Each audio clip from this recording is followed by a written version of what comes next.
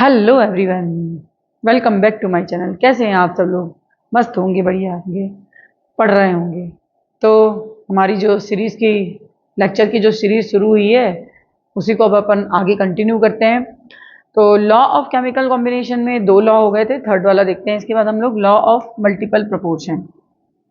This law was put forward by John Dalton in 1803। इन्होंने इसको दिया था। इनका कहना ये था, two elements combine together and gives two or more than two product, then fixed mass of one of the element that combine with different masses of other of the element are always bear simple number ratio। कैसे? इसको अपन एक example से समझते हैं। Oxides of nitrogen से हमें दो element लेना है, तो हमने ले लिए नाइट्रोजन और ऑक्सीजन। दोनों रिएक्ट हो रहे हैं, रिएक्ट होके ये कंपाउंड बना रहे हैं। कंपाउंड ये दो भी बना सकते हैं, दो से ज़्यादा भी बना सकते हैं। तो यहाँ पर ये 5 टाइप के ऑक्साइड बनाते हैं। नाइट्रस ऑक्साइड, इसको लाफिंग गैस के नाम से भी जाना जाता है। इसको सुंघा दिया जाए ना किसी भी इंसान को, तो रोता इंसान भी हंसने लग जाता है, अपने आप अचानक से हंसी आना शुरू हो जाती है इस गैस को सूंघते साथ। तो इसलिए इसको लाफिंग गैस भी कहा जाता है। NO nitric oxide, nitrogen trioxide, nitrogen tetroxide और नाइट्रोजन पेंटाऑक्साइड। ये हमने दो एलिमेंट लिए, दोनों कंबाइंड होके 5 कंपाउंड बना रहे हैं।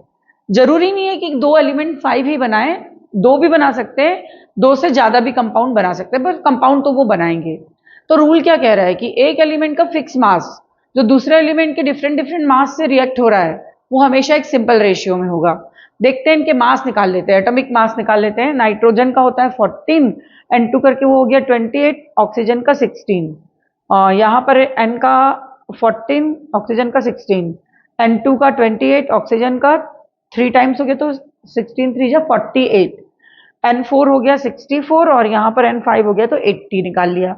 इसको हम और सिंपल कर लेते हैं, 2 से डिवाइड करके, तो ये 14 to 8 हो जाएगा।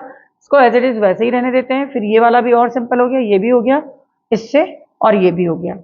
अब ये जो रेशियो मिल रही है तुम इसमें देखो, नाइट्रोजन का मास फिक्स है 14 14 14, चेंज किसका हो रहा है? ऑक्सीजन का हो रहा है, और वो भी किस रेशियो में हो रहा है? सिंपल रेशियो में हो रहा है, 8 16 24। मीन्स या तो डबल होते हुए होगा या लाइन से हो जाएगा। मीन्स एक रिलेशन मिलते हुए यदि हमको वैल्यूज मिलेंगी तो हम उसको बोलेंगे कि ये सिंपल रेशियो में है।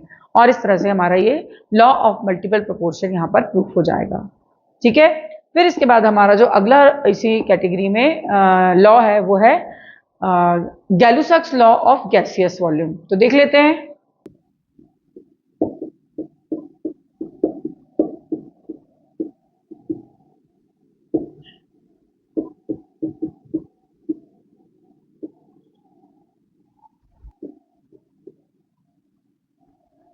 This law was put forward by Gay Lussac in 1808।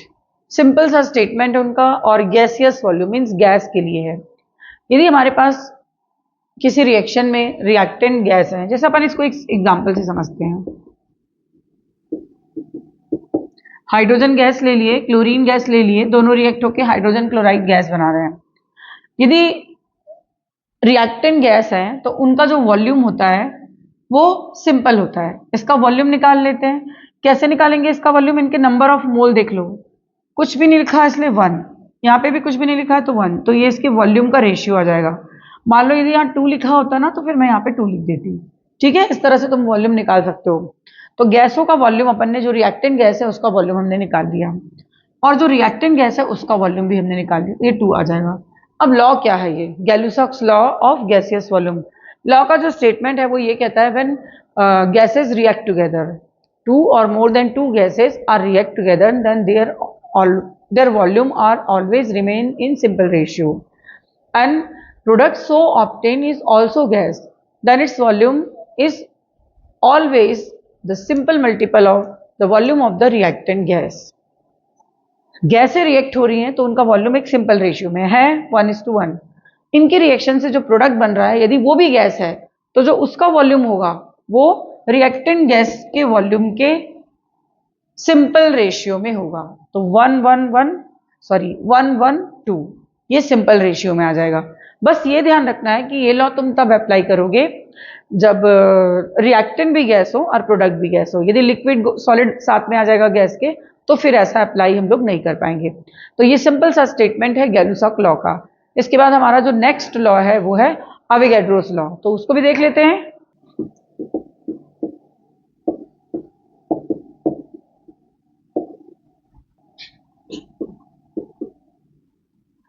This law was put forward by Avogadro in 1811। Simple सा इसका भी स्टेटमेंट तुमको मिल जाएगा। At similar condition of temperature and pressure similar volume of gases contains similar number of molecules. कैसे इसको example से समझते हैं। हमारे पास दो सेम साइज के कंटेनर हैं, ये दो कंटेनर हैं, साइज इनका सेम है। ये भी 2 लीटर का कंटेनर है और ये भी 2 लीटर का कंटेनर है। इसके अंदर मैं हाइड्रोजन गैस फिल कर देती हूँ, ठीक है, और इसके अंदर मैं फिल कर देती हूँ ऑक्सीजन गैस।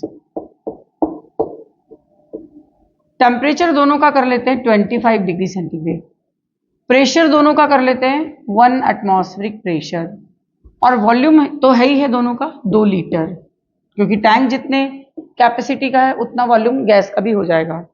तो हमने दो अलग अलग गैस ले ली, एक हाइड्रोजन एक ऑक्सीजन, लेकिन दोनों का टेम्परेचर सेम है 25 डिग्री सेंटीग्रेड, दोनों का प्रेशर सेम है 1 एटमॉस्फेयर, दोनों का वॉल्यूम सेम है 2 लीटर।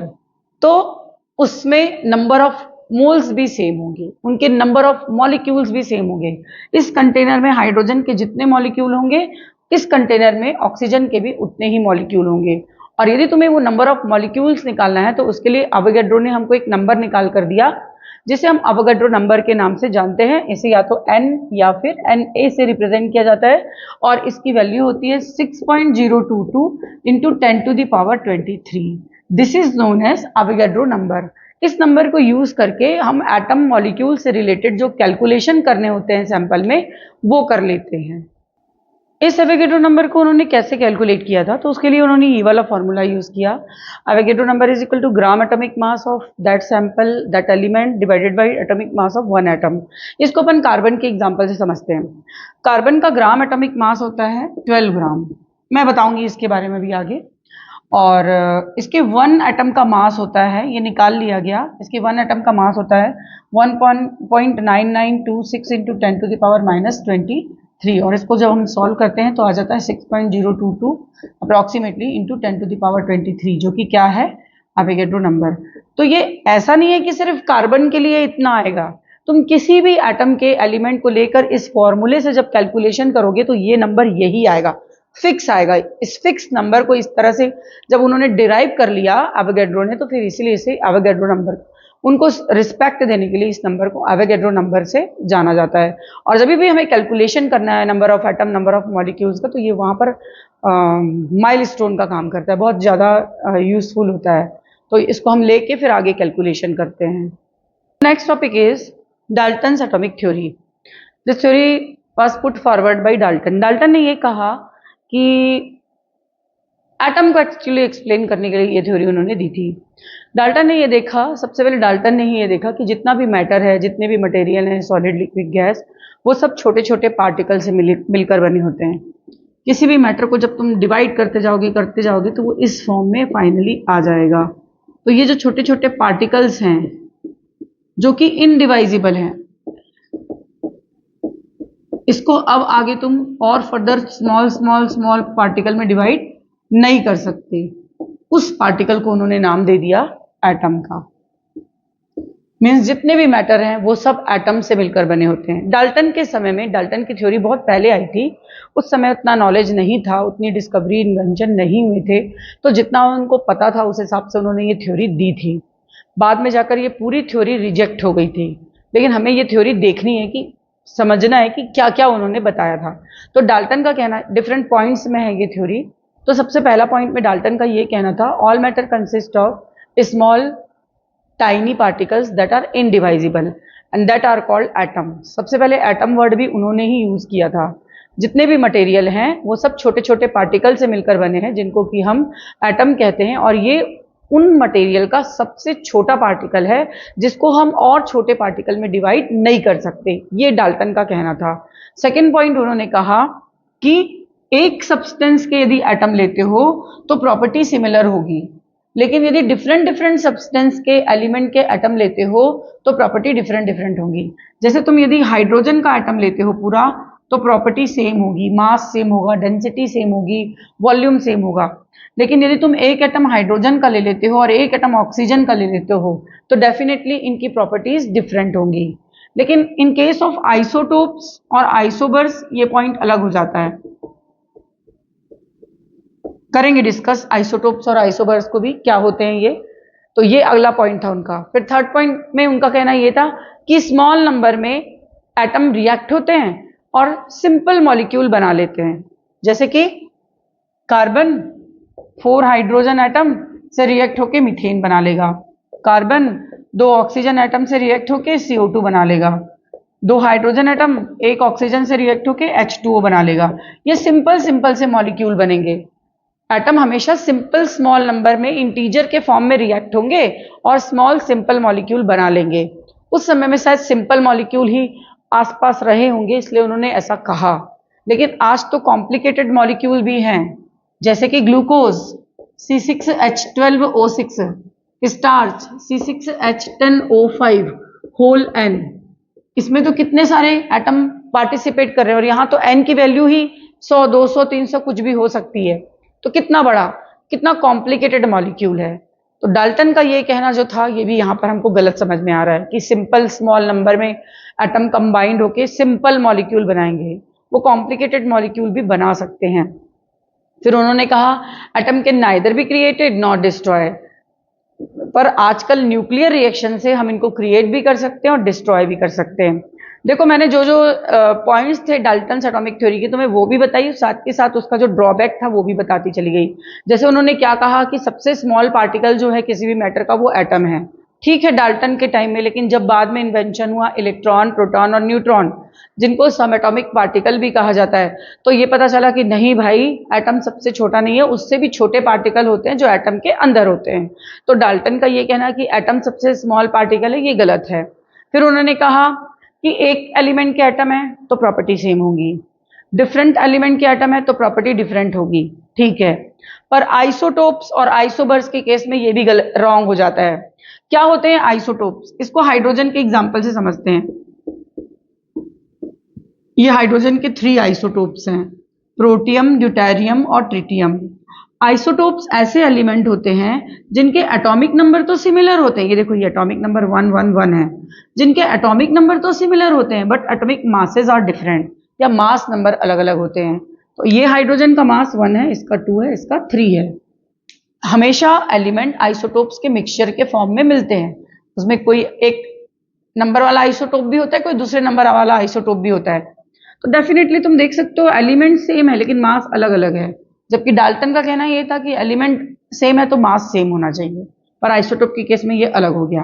फिर आइसोबर्स, ये बिल्कुल इनसे उल्टे हो जाते हैं, जैसे कि आर्गन और कैल्शियम, 2 अलग अलग एलिमेंट हैं, एटॉमिक नंबर भी अलग है लेकिन मास नंबर सेम है, मास सेम हो गया। जबकि डाल्टन कह रहे थे अलग अलग एलिमेंट के एटम होंगे तो मास सेम नहीं होना चाहिए।